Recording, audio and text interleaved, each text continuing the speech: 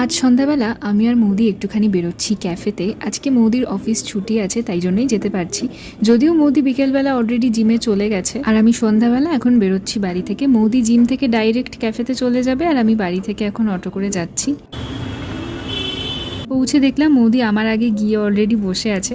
আর এই ক্যাফেতে আমি এর আগেও এসেছি মৌদির সাথে 2-3 বার মতো। মৌদি তো প্রায়ই আসে বন্ধুদের সাথে, তো এখানে যখনই আসা হয় তখনই আমরা উনো খেলি। আর আজকে আমি ভেবেই গেছিলাম ক্যাফেতে একটু কিউটসা ছবি তুলবো, যদিও তেমন একটা ভালো আসেনি ছবিগুলো। যাই হোক, এখানে কফি অর্ডার করা হলো, তারপরে আমরা উনো খেললাম, গল্প করলাম, তারপর আমরা আরও কিছু অর্ডার করলাম। এখানে হানি চিকেন এরকম কিছু একটা ছিল, ফ্রাইড মোমো।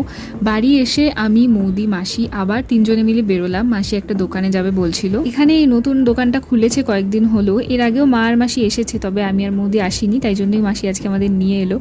আর মাসি এখানে আমাকে আর মৌদিকে কুর্তি কিনে দিল। এর একটা ডিটেল ভিডিও আমার চ্যানেলে খুব তাড়াতাড়ি আসছে। আজকের ভিডিওটা এইটুকুই। যাওয়ার আগে লাইক করে দিও।